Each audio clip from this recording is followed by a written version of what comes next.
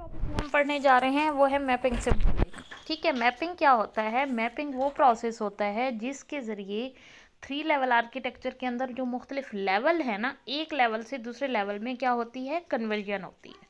ठीक है, तो वो प्रोसेस जिसके ज़रिए आप एक लेवल से दूसरे लेवल में कन्वर्ट करते हैं चीज़ों को, यानी उसके मुताबिक लेवल के मुताबिक चीज़ों को चेंज करते हैं, उसको कहा जाता है मैपिंग। ठीक है, यानी डाटा ही चेंज होगा ओबियसली एक लेवल से दूसरे लेवल में।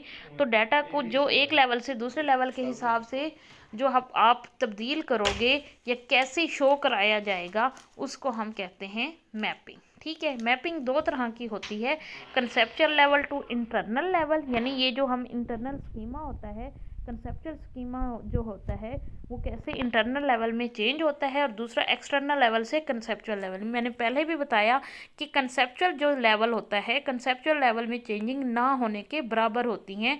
तो हमेशा एक्सटर्नल से कंसेप्चुअल में और कंसेप्चुअल से इंटरनल में चेंज होता है, और इंटरनल में चेंज होता है।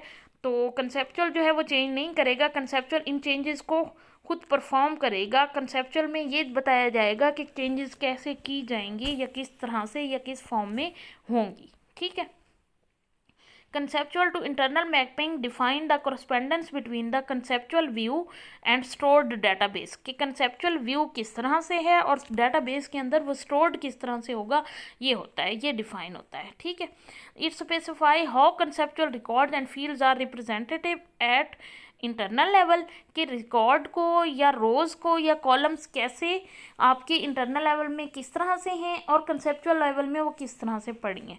If the structure of store database is change then the conceptual internal mapping must be change according to the conceptual schema can remain consistent. अगर जो है यानी अगर स्ट्रक्चर जो है स्टोर डेटाबेस का चेंज है तो कंसेप्चुअल इंटरनल स्कीमा में भी उसको चेंज लाजमी करना पड़ेगा। ठीक है, और इस तरह का चेंज कौन परफॉर्म करता है? डीबीए करता है। उसके बाद सेकंड जो मैपिंग है वो है एक्सटर्नल टू कंसेप्चुअल मैपिंग, यानी व्यूज़ से डाटा लेना, व्यूज़ की फॉर्म में डाटा लेना और उसको कंसेप्चुअल लेयर में यानी टेबुलर फॉर्म में डाटे को कन्वर्ट करना। इस डायग्राम में आप डिटेल से देख सकते हो, ये डाटा है, इसको लिया गया और इसको कैसे कंसेप्चुअल लेयर में कन्वर्ट किया गया, ये टेबल फॉर्म होगा।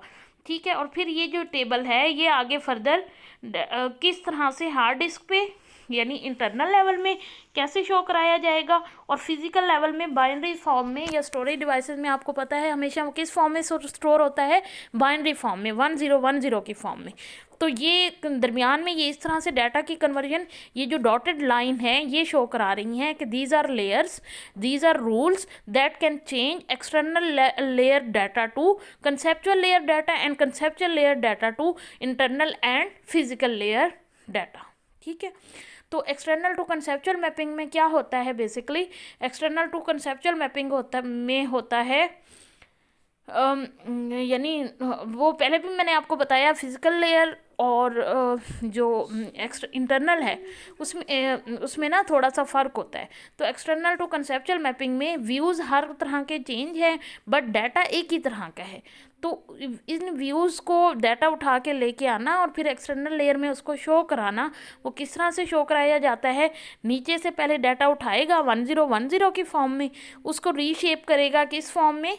इंटरनल फॉर्म में, यानी रो हेड है और कॉलम हेड है, रिकॉर्ड हेड है, उस फॉर्म में। देन उसको टेबुलर फॉर्म में और टेबल से उठा के वो व्यूज़ को अकॉर्डिंग टू द यूज़र जो है वो कन्वर्ट करेगा। ठीक है, दिस इज़ कॉल्ड मैपिंग, यानी एक लेयर से दूसरे लेयर में कन्वर्ट, एक लेवल से दूसरे लेवल में कन्वर्ट करना, और दरमियान में वो लेयर्स होंगी, वो रूल्स होंगे, वो मेथड होंगे, वो फंक्शन होंगे जिसके ज़रिए एक जगह से दूसरी जगह में ये एक लेवल से दूसरे लेवल में कन्वर्ट किया जाएगा। ठीक है, एक तो हो गया मैपिंग का। 3 लेवल आर्किटेक्चर में देख लिया हमने कितने लेवल हैं, 3 लेवल हैं, और इनको कन्वर्ट करने के लिए जो प्रोसीजर होते हैं वो 2 मुख्तलिफ लेवल पे मुख्तलिफ होते हैं, यानी कंसेप्चुअल टू इंटरनल मैपिंग होती है और एक्सटर्नल टू कंसेप्चुअल मैपिंग होती है। देन है डाटा इंडिपेंडेंस, कि डाटा और एप्लीकेशन प्रोग्राम आपस में इंडिपेंडेंट कैसे हैं, कि अगर मैं डाटा चेंज करती हूँ तो एप्लीकेशन प्रोग्राम पे फ़र्क नहीं पड़ेगा, अगर एप्लीकेशन प्रोग्राम चेंज करती हूँ तो डाटा अफेक्ट नहीं करेगा। तो डाटा इंडिपेंडेंस क्या है? Separation of data and application program is called data independence. It is an important feature of DBMS. DBMS का फीचर होता है कि DBMS जो है वो किसी भी प्लेटफॉर्म में उसको हम डाटा को ले जाएं या डाटाबेस को ले जाएं तो वो उस पर अफेक्ट ना करे, ठीक है। तो लोअर लेवल, हाँ, it is the most important advantage of 3 level architecture. Another major advantage is that, यानी सबसे मेन एडवांटेज है डाटा इंडिपेंडेंस होती है डाटाबेस के अंदर, ठीक है, ठीक है। और another major advantage is that any change in lower level of 3 level architecture does not affect the structure और फंक्शन। यानी अगर मैं स्टोरेज डिवाइस चेंज कर लेती हूँ या स्टोरेज स्ट्रक्चर या ऑपरेटिंग सिस्टम चेंज होता है तो उससे फ़र्क नहीं पड़ता। फिजिकल डाटा इंडिपेंडेंस होती है और एक होती है लॉजिकल डाटा इंडिपेंडेंस। कितने तरह की डाटा इंडिपेंडेंस है? 2 तरह की है, physical data independence and logical data independence. ये टॉपिक्स आपस में एक दूसरे से काफ़ी हद तक मिलते जुलते हैं और ये 3 लेवल आर्किटेक्चर के से ही मतलब निकले हैं, उसी से ही अखज़ किए गए हैं, उसी से ही निकाले गए हैं, ठीक है। फिजिकल डाटा इंडिपेंडेंस क्या है? Is a type of independence that enable the user to change the internal level without changing the conceptual. Internal level को चेंज कर लूँ, फॉर एग्जांपल मैं फॉर्म्स में विजुअल बेसिक को यूज़ कर लेती हूँ, उसके फॉर्म्स यूज़ कर लेती हूँ, पीछे से डाटाबेस वही जो बनी हुई है वो चाहे मतलब चाहे एक्सेस में बनी हुई है, यानी मैं सिर्फ आगे से चेंज करती हूँ। मैं यानी कि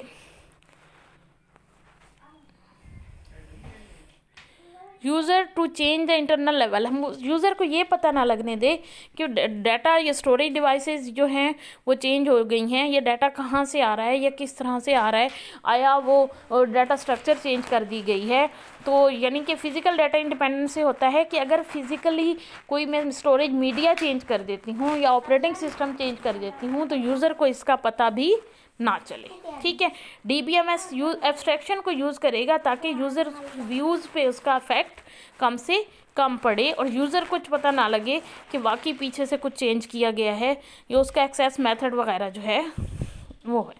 लॉजिकल डाटा इंडिपेंडेंस क्या है? Logical data independence is a type of independence that enable the user to change the conceptual level without changing the external, यानी एक्सटर्नल लेवल व्यूज़ वैसे ही रखे जाएँ। लॉजिकल डाटा लेवल यानी जो कंसेप्चुअल लेवल है उसमें हमने कुछ थोड़ी सी तब्दीली की है, हमने ऐडिंग का रिमूविंग का तरीका चेंज किया है, हमने एंटिटीज़ को कोई एडिशन की है या हमने रिलेशनशिप की कोई एडिशन की है, तो इसमें डाटा यूज़र को इसका अफेक्ट ना पता चले। ये तो मतलब DBA है जो उसने अपनी आसानी के लिए या किसी भी प्रॉब्लम की वजह से या कोई भी नया फ़ीचर देने के लिए या किसी फ़ीचर को ख़त्म करने के लिए उसने कोई उस कंसेप्चुअल लेवल में चेंजिंग की है। तो कंसेप्चुअल लेवल में चेंजिंग किस तरह से हो सकती है ये आप डिटेल पढ़ लोगे। कोई फाइल डाटाबेस में ऐड की होगी, कोई फील्ड ऐड किया हो, कोई फील्ड की टाइप चेंज की हो या कोई एंटिटीज़ का रिलेशनशिप ऐड किया हो या रिमूव किया हो, इस तरह का अफेक्ट यूज़र पे, यूज़र के व्यूज़ पे ना पड़े, ठीक है। यानी नए फीचर्स तो उसको प्रोवाइड किए जा सकते हैं बट जो पहले वाले हैं या कोई यूज़र का व्यूज़ हैं उस पे चेंज ना हो, ठीक है। अब वो चेंज करेंगे तो उसके फीचर पे असर नहीं पड़ेगा, डाटा पे असर नहीं पड़ेगा, जो एक्चुअल डाटा पड़ा होगा वो चेंज नहीं होगा, ठीक है। ये है इंडिपेंडेंस और मैपिंग। ये 3 अहम टॉपिक जो हैं वो हम 3-4 दिनों के कर चुके हैं, तो आप लोगों ने इसको कंप्लीट करना है। नेक्स्ट हम देखेंगे कि डाटा के मॉडल्स क्या हैं और डाटा मॉडल्स की इम्पोर्टेंस क्या है, किस तरह से मॉडल्स वर्क कर रहे हैं, कैसे वर्क कर रहे हैं, इन सबको। और रिलेशनल डाटाबेस में मॉडल्स जो है उसको हमने डिटेल से पढ़ना है।